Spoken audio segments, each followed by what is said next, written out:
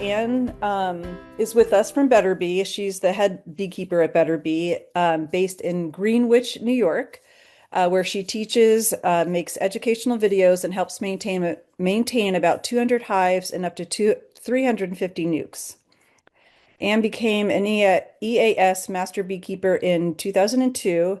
She served as president of the Southern Adirondack Beekeepers Association from 2003 to 2007 and led SABA's annual seminar and bee school for many years.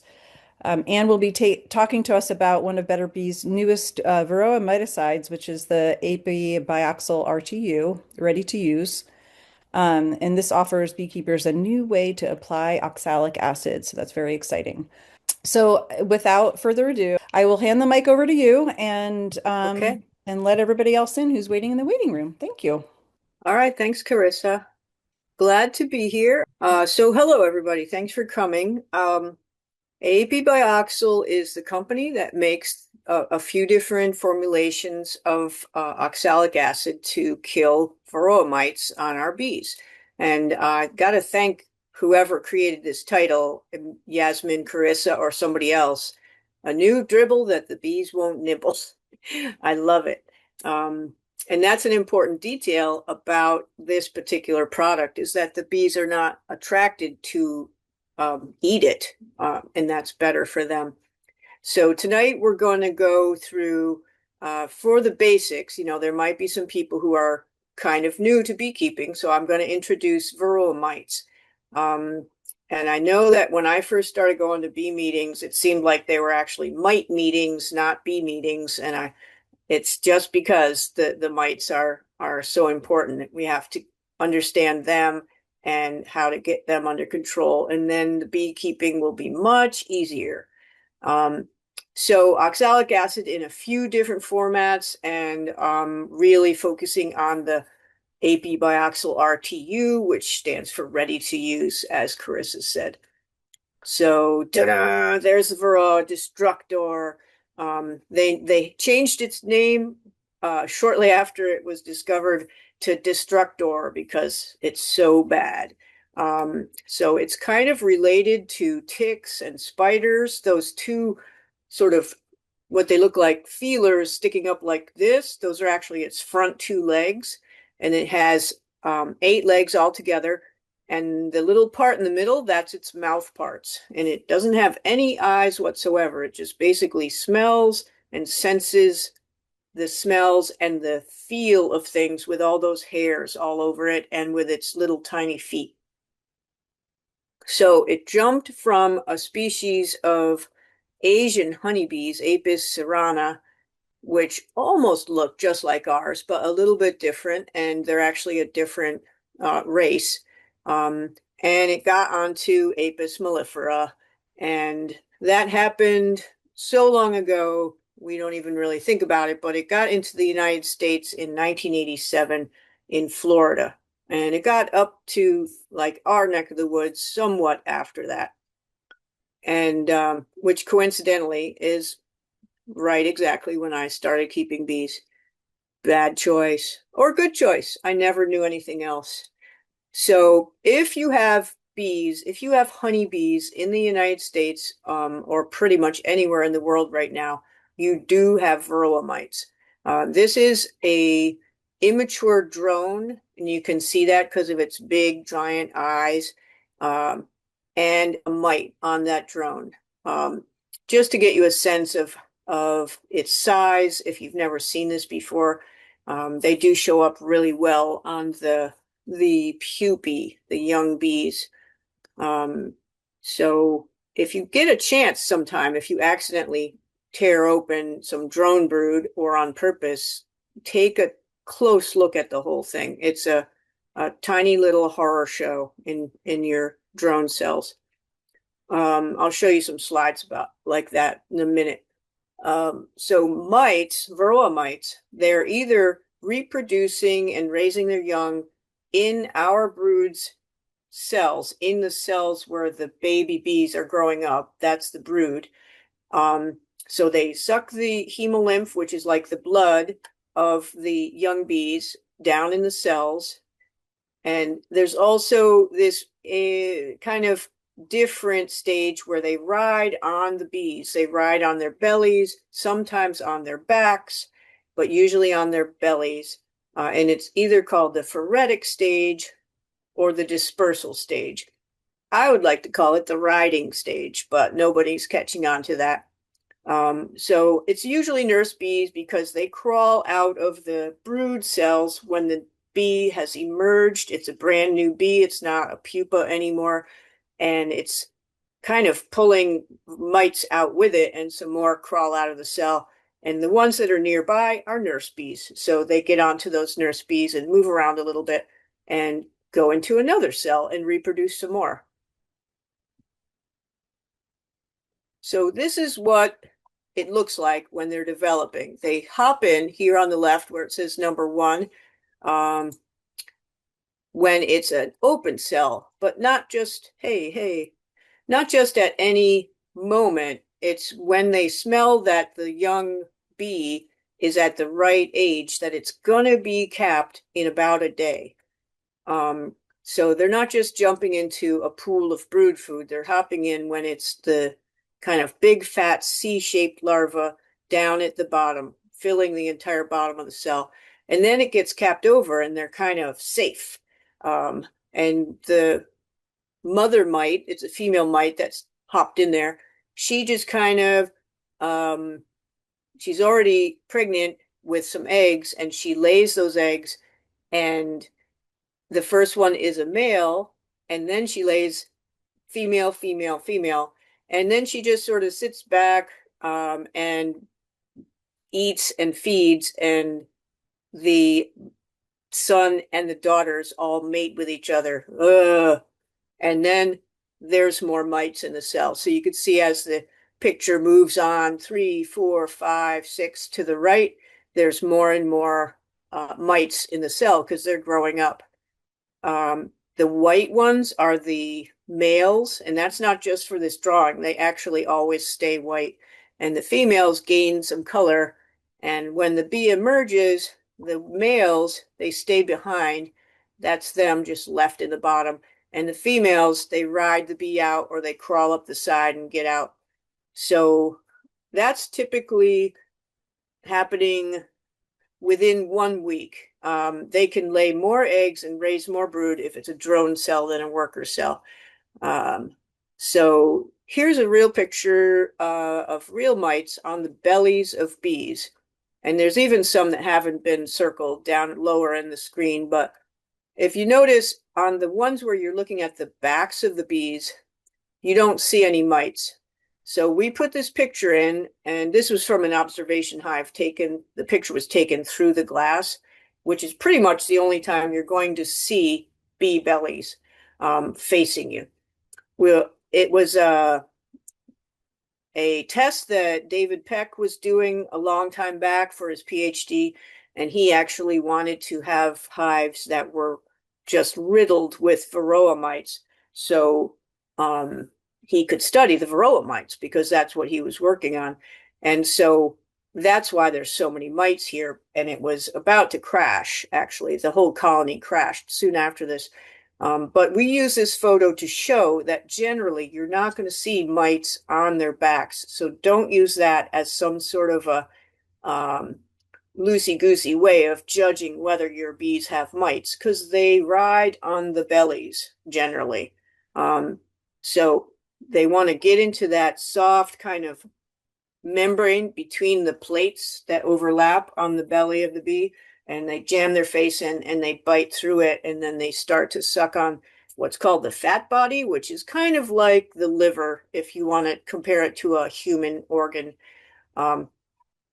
So there are a lot of viruses that are spread because of mites, and they were around before too. We've learned about many, many viruses, but also looked up in old stored samples of bees and found the viruses back then too. But after mites came, the viruses aren't just getting to the bees through their food or through maybe their breathing spiracles, but they're being like hypodermically injected into them because the mites are biting them. And so they're spreading even worse. So we say the varroa is vectoring the viruses. This one, this bee on the right, has deformed wing virus and maybe other things too, but deformed wing virus is really the one that shows on the exterior of the bee. It's the easiest to catch your eye. The others you have to do tests for, or you might see how they act. You might see them trembling or not able to like coordinate themselves. That might be one of the paralysis viruses. But be that as it may, there's a lot more tough in infections of viruses because the varroa are making them worse. So I want to show you this little diagram that is just kind of, it's not data, it's just an example of how the year goes on.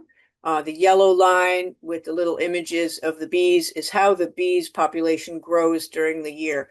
And you see it peaks around June, which is about the middle of the scale here.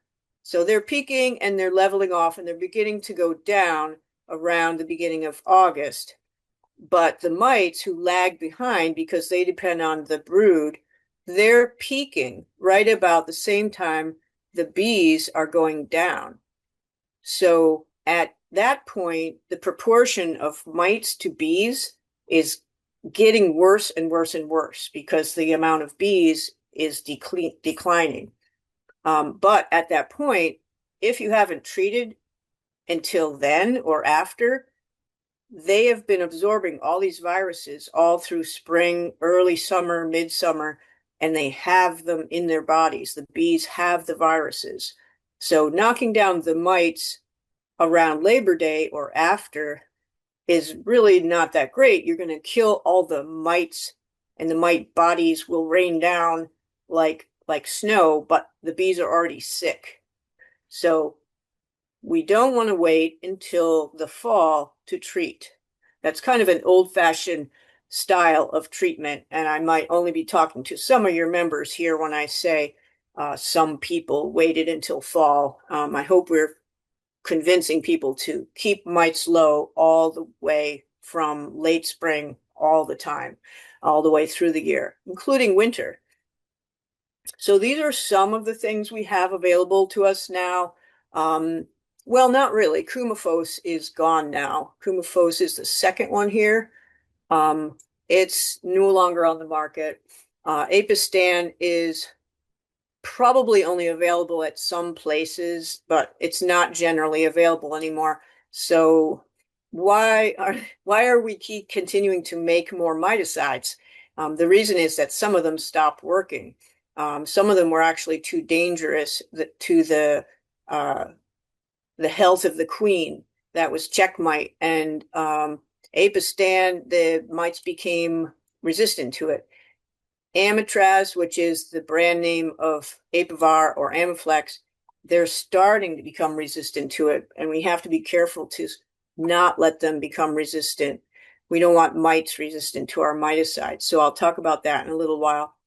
But there's all these other ones. And I'm going to go straight down to oxalic acid and talk about that specifically tonight. It's out there in nature. It's not that uncommon. You know, anything that you've seen like rhubarb that has oxalic acid in it, sumac, it's in the berries, it's in the nectar. This picture is of the berries. I just wanted to point out on the left, the wood sorrel, that cute little flower that almost looks like clover, but it's not. It's just very sour. That's got a lot of oxalic acid in it, and bees go to that too. So it's not that uncommon, and bees do use a lot of different foods that have oxalic acid in them already. The two things that we've come to focus on that work the best on killing the mites, work very, very well, is formic acid and oxalic acid. And they don't actually know how they work on the mites. They just know they kill mites. Some people think it might be because they make the mite generally acidic when it's exposed to it, and that might affect its bodily processes. You know, maybe something in its blood is worse when it's acidic. Maybe something in its nervous system or its digestion is made worse when it's acidic. Some people speculated that it was hurting the mites' feet because they have a like a soft, sticky pad on their feet, and maybe it hurt that, and then they fell. But we really don't know. Um, and It's interesting to see that formic acid is really just kind of one of these groups. It's called a carboxyl group. And oxalic acid is two of them just joined together. So if there's any chemistry people out there, that is an interesting little detail. They've tested other parts of the relationship between what does oxalic acid change into as it's breaking down, and they said, could it be those things too? And these things, they're being tested every little bit. They're trying to figure out. But right now, I just have to admit to you that we know it works, but we don't know why it works. So how do you use it? You could vaporize the white powder, which is oxalic acid. It's a very stable powder that's sold. And we sell Api-Bioxal oxalic acid. Please don't buy what's sold in hardware stores as oxalic acid because it's not as pure. It's also illegal to put that on your bees in any of these formats.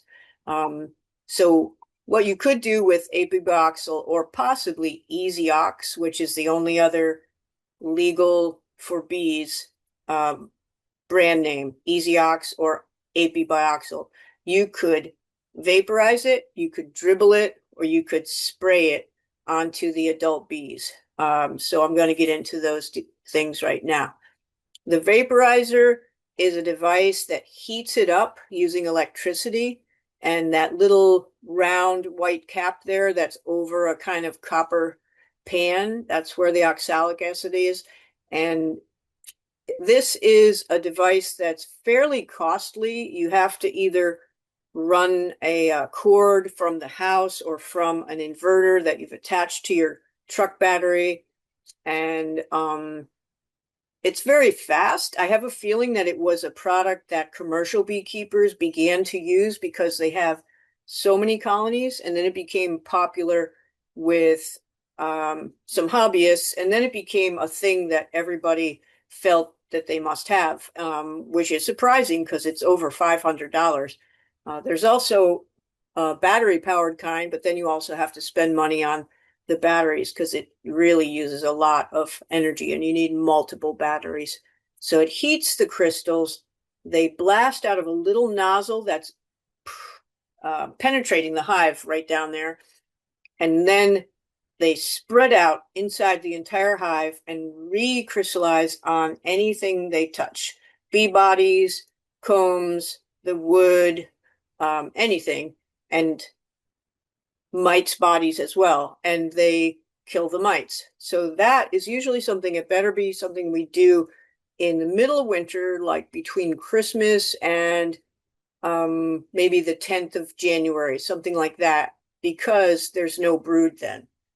And you can do a one treatment shot just like that and clean up any remaining mites that were left from your last treatment, possibly in September. Because those other treatments, any treatment at all, it doesn't get 100% of the mites. So for instance, we might have used formic acid in September or Ape-Life VAR or something like that, and we knocked down 94, 95%, but there's still a few left, and they're safe in the warm cluster, and they're hanging out, possibly breeding a little bit on the last round of brood in the early fall. But when it's broodless, vaporization, any oxalic test or process is fine. People that produce packages, they sometimes spray them with not a pistol grip sprayer, which would probably break your hand after a few packages, but more of a garden sprayer, like a pressurized tank. And then you're just like on all of the clinging bees in the packages. And you could also do that if you caught a swarm, like right before any brood appeared, give them a treatment of oxalic acid, possibly by spraying or vaporization or dribble, which I'm going to talk about next. The dribble it used to be just oxalic acid powder crystals dissolved in sugar syrup and then dribbled down those lanes between the frame's top bars. And there are different devices. This is a very big syringe. There's also like a dosing bottle that we sold. I think it was called the easy dose, maybe easy bottle or something like that. It was a little awkward, but it was what we had devised at the time. The syringe is also kind of awkward because not only do you have to press it at the right pressure control, you also are moving your arm back and forth. And it takes quite a bit of practicing before you get the hang of it. So that meant before the Api-Bioxal RTU was invented, that people had to mix up some syrup and then put in the oxalic acid. And even with this helpful thing, which we had put out saying we've done the math, it still was awkward because the smallest packet you could buy was 35 grams, which is for 20 hives. And who has 20 hives? So you were like, can I reduce it down? Can I figure that all out? So we really love the RTU because there's no mixing. It's especially hard to mix, to separate a packet in half if you don't have a scale. You're like, kind of start to look like one of those people in a movie that poured out all the white powder and they're cutting it in half and then cutting it in half. You've seen the movies, but this is oxalic acid. So RTU is all mixed up for you, but that's not even the best thing about it. It's got all these benefits. I think that I can probably run through about 5 benefits.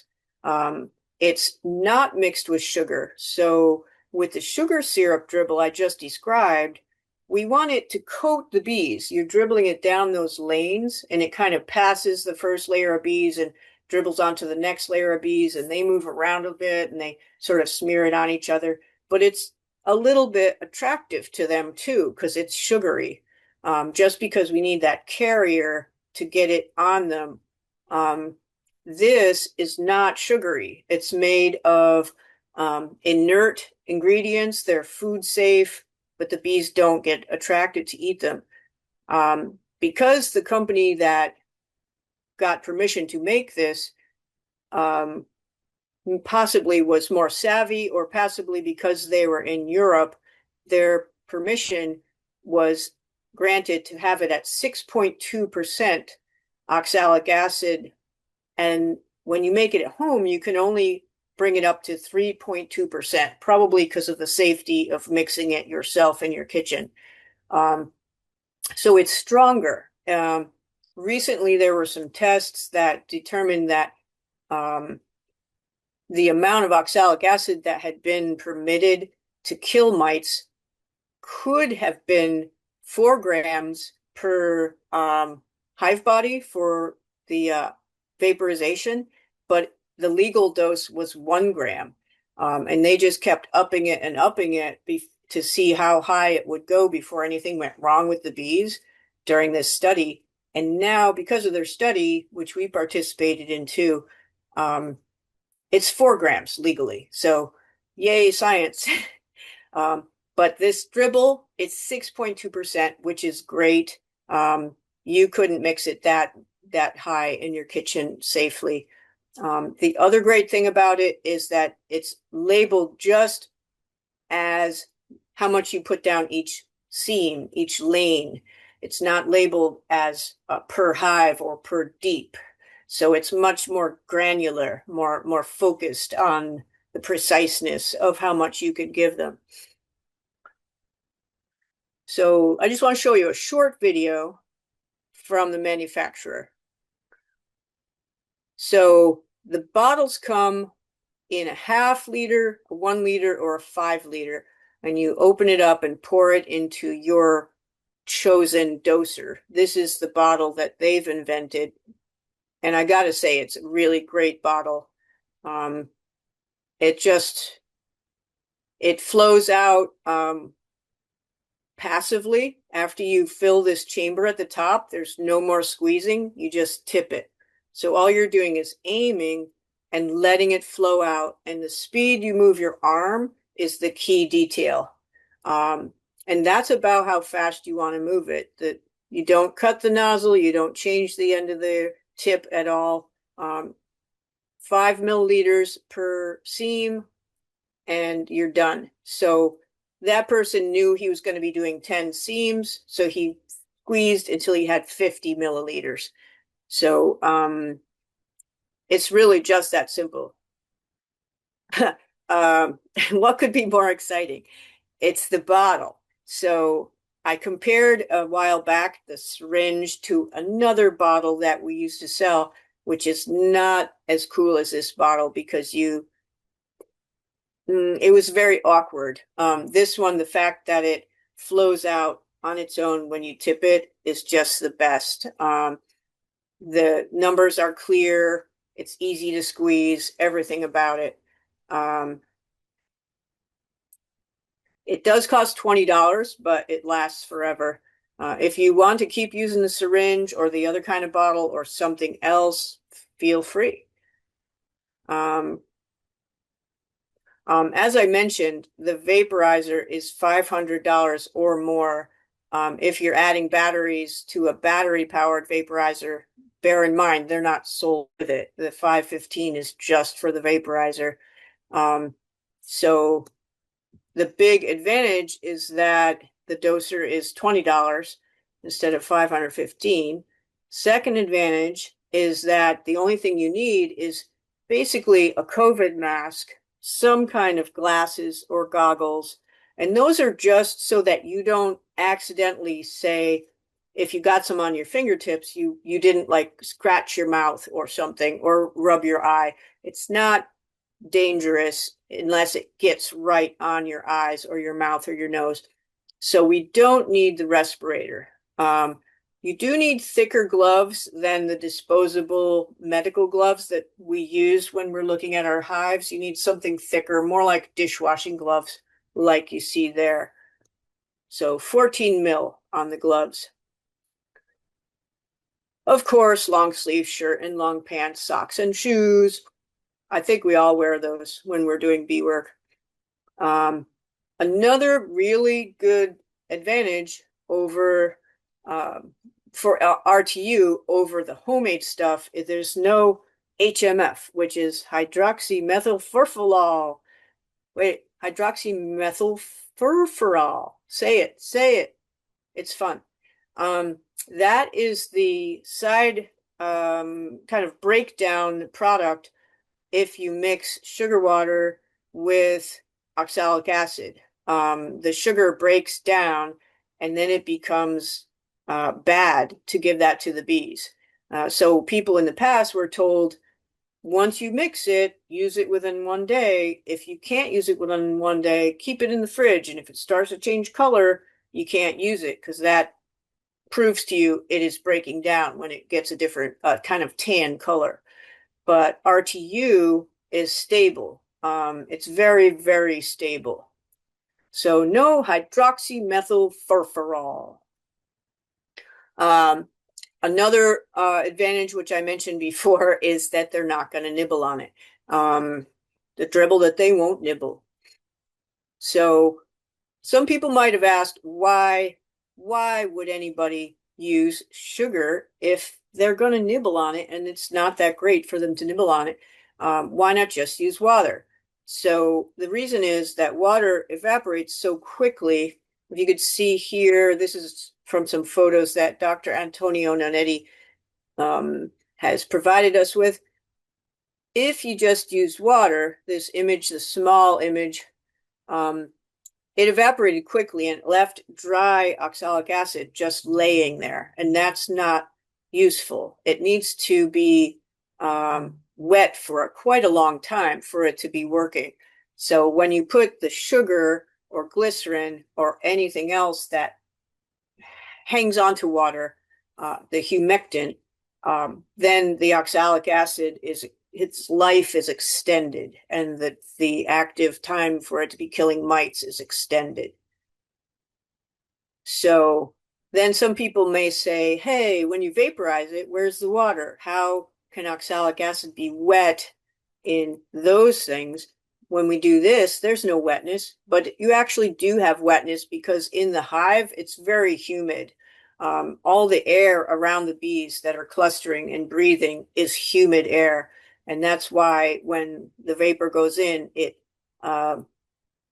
recrystallizes on the bees' bodies. And this is just a really close-up picture of a bee that popped out the door after a vaporization, and she was covered with the finest tiny microscopic crystals of OA. So, as I mentioned, we do it in the middle of the winter, and you don't have to be afraid of opening up your hive. We tip the top deep off like this and just let it kind of hover there. It's pivoting a little bit. It's resting on the bottom deep. We go dribble, dribble, dribble, dribble, dribble, close it. The cluster stays there. If it's between 38 or so and about 50 or so, they just stay there. And you dribble on them. And you put the top deep down, take the cover off, and do the top deep with your dribble method. And then close it up again. And if you're skillful, or especially if you have a person with you to do the holding and tipping, each one could be done in 1 minute. And that brief amount of time open in the winter is not going to hurt them. So if you're doing the vaporization, of course, the hive is not opened at all, but we've talked about the advantages of the dribble over the vapor. So if you had a colony that was broodless for any other reason, it's great to use this, but there's also reasons to do it when there is brood, and I'll get to that. So why treat them in the winter? There's a little bit of mites left from the fall treatment. As I said, maybe treatments only kill 95%. No treatment kills all of them. So picture a mite who didn't get killed in September, and she's waiting for spring when there's going to be some brood again. And she has 4 daughters, one by one by one. Maybe she has 2 in one brood cell, and then she crawls out with them, and a little while later, she produces 2 more in a different brood cell. So those are her daughters, and then they're going to produce and make 16 granddaughters. And then the next generation is going to be 64. And it actually is going to be more than this. This only takes about a month and a half to get from 1 to 64. So it's going to accelerate and accelerate. So I just want to say that's why you treat in the winter, to kill those few, just those few, and prevent all this.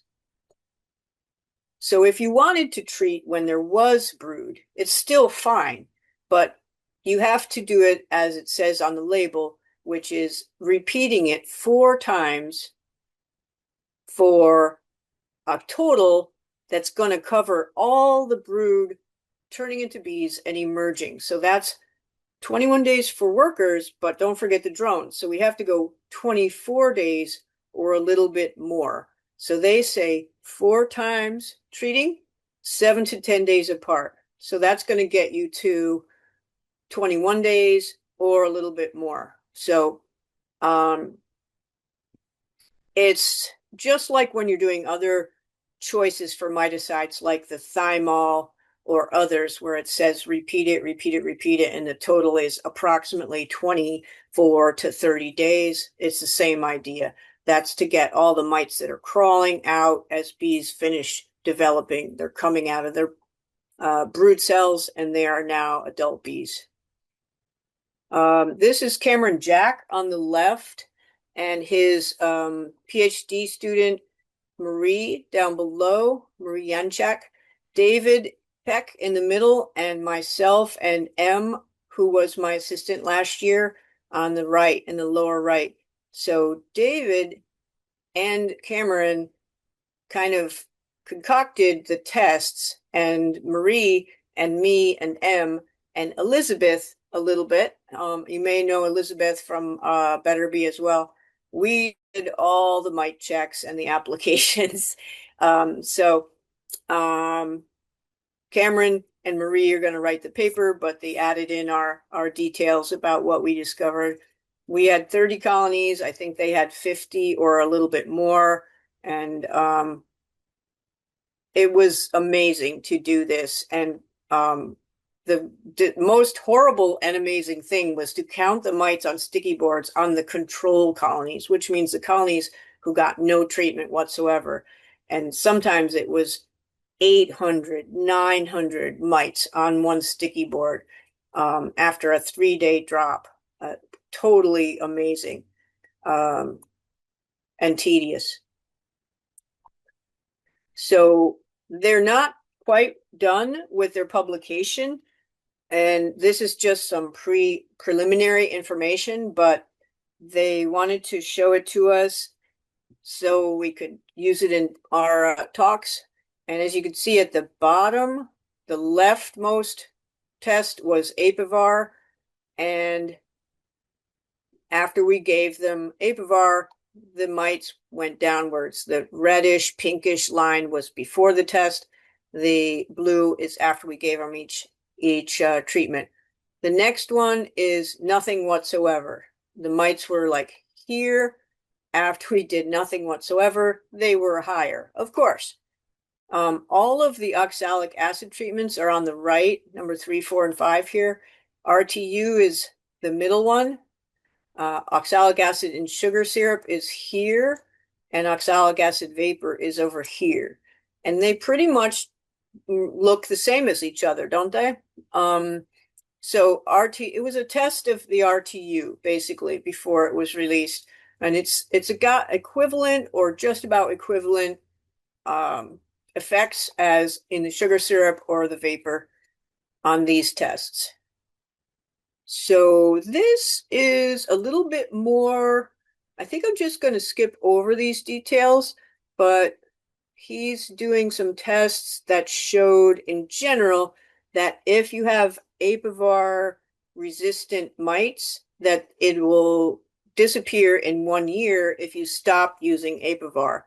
And in his test, he used oxalic acid. And he's got a lot of data that shows that. I don't think it's a magical detail about oxalic acid. It's just that the person stopped using Api-Var. So there is some hope that Api-Var will not become a useless treatment like Api-Stan did. So to review everything we talked about tonight, it's Api-Bioxal RTU ready to use is best when the colonies are broodless, but you can do it once every 7 to 10 days, 4 times if it has brood. And the doser is excellent. It's really, really the best thing, I think, for applying it, but there are other ways of applying the dribble. And oh, I didn't even mention this at first. You can use it. Any oxalic acid treatment is fine when there's honey supers on. There is has been recently a change in the laws, and they said there's no problem having oxalic acid treatments on the hive in the brood chamber when you have honey supers on. And 5 milliliters down each gap, and it's just that easy. So it's only going in the brood chamber, and I guess I'm going to finish with the summary and see what kind of questions there are. Nobody asked any questions in the middle of it. I'm sure there's questions now at the end. Yeah, Carissa? There is one, someone's asking, is there a temperature recommendation for a winter application? Like, Yeah, sorry, I kind of skimmed right past that, but it's 38 to basically, are they flying? And that starts around 50 degrees Fahrenheit. 38 at the low is because below that, they are clustered quite tightly. And you want them to be loosely clustered.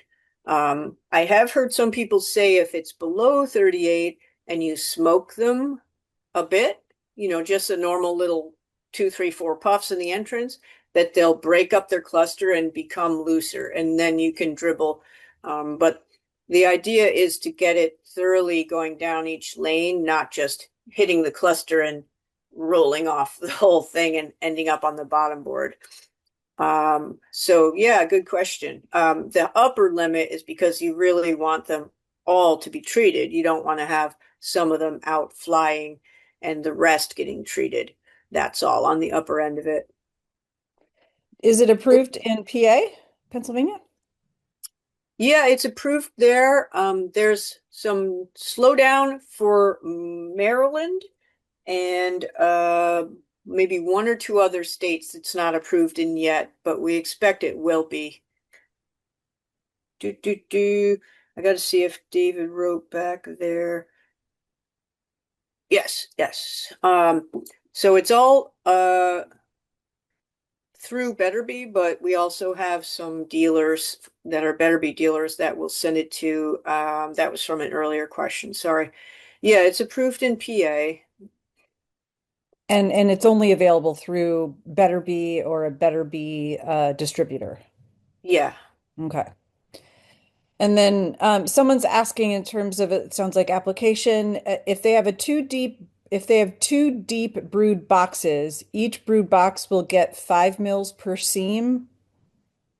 Yeah, it's not like you're sending it down just every seam that you see. For instance, if you saw a 10 frame box, but the cluster was like 6 frames across, you're not going to do them on the far right and left where there's no bees. You're going to do it where there are bees, 5 milliliters. So that might be 30 mil total because they're across 6 or so frames. Does that make sense? It makes sense to me. Barbara, does it make Okay. sense to you? Yeah, Barb, the idea is 5 mil in the seams where there are bees is and probably the best way to put it. where there are bees. And so, and there's no like maximum amount as long as you're putting it on where there are seams of bees. Right, and there's no maximum amount. So if you have a lot of frames of bees or seams of bees, it's just what you're doing. Okay. Yeah, in the brood Um, chamber. in the brood chamber. How long does RTU stay on the bees' bodies? It will stay on them for at least a couple of days. They're rubbing against each other and jostling around, and it's kind of clingy stuff. It might go as much as 3 or 4 days, but I feel like it's more like 2 days. Okay. And Barbara's confirming, and Anne, you can let me know if I'm right or wrong. But Barbara, Yeah, yes, if you have two brood boxes, you're dribbling both brood boxes where there are seams of bees. yeah. It's really not proper to say I have two brood boxes. I'm gonna dribble it at the top and hope it goes through to the bees in the bottom. That's not the proper way to do it. So each one, um, individually, each box individually. And if they're medium boxes, it's also 5 milliliters per seam, even though the height of each of those frames is much less than a deep box's height. So um, Okay. don't gamble that it's going to go farther than a deep box and reach all the bees in the bottom. I don't think it's going to reach those bees in the bottom box. You Thank do you have to, so much for clarifying that. okay. It's going to have to be split. Split those boxes apart. And then uh, Jeff is asking, so many recommend using a variety of chemicals throughout the year to treat mites. Can Yeah. you use a variety of oxalic treatments only? Api-Bioxal, Viroxan, the vapor? Well, that wouldn't really be using a variety of chemicals. I would recommend mixing it up more than just different oxalic acids. The idea there is that if there's any mites that don't die from a certain treatment, it's possible they didn't die because they have some sort of mutation in their genes that lets them withstand it. And then they're going to breed daughters and sons with that great to them mutation. So to mix it up between different chemicals is more of the advice of trying to prevent resistance than just changing the application style. Maybe you could go to a thymol or to um, the formic acid. It's similar, but it is a different thing than oxalic acid. When you vaporize, do the crystals stay on the bees for a while as well? No, they only stay on for maybe a day, day and a half. Um, it Good question. I think maybe just because they're more delicate and they get rubbed off, but I don't actually know. People have watched it and studied it, and I know it's not that long. Okay. Um, but it's effective for, it's effective even though they stay on there for only that long. And Nancy is asking, how exactly does this product eliminate mites? Well, it doesn't eliminate them. It kills some amount between 90 and 95% each time you do it according to the instructions. Um, the mites that are riding on the bees. Um, does the question mean how does it hurt them? Because we don't know why it hurts them. We just know it does. Um, could maybe she could clarify that? Maybe And unmute. Nancy, do you mean like how does the product work? Like, or is it just because I think Anne, you touched upon that, like we don't really know how it kills them. It just does. Like it could like does it acidify, make their exoskeleton acidic? You know, does it do something to their internals? Okay, she said yes. Now I forgot what I That's what asked. she means. Yeah, it might be like it burns off all those many hairs that they need to sense things and smell things. But we don't know. We don't know. People are studying that. Poor mites. I mean, they want you to think that. It's true. Um, I was thinking of like those poor bees that had like 800. Oh my gosh, that just sounds terrible. Oh yeah. But think about the poor beekeepers who had to count it Yes. one hive tool width at a time for control.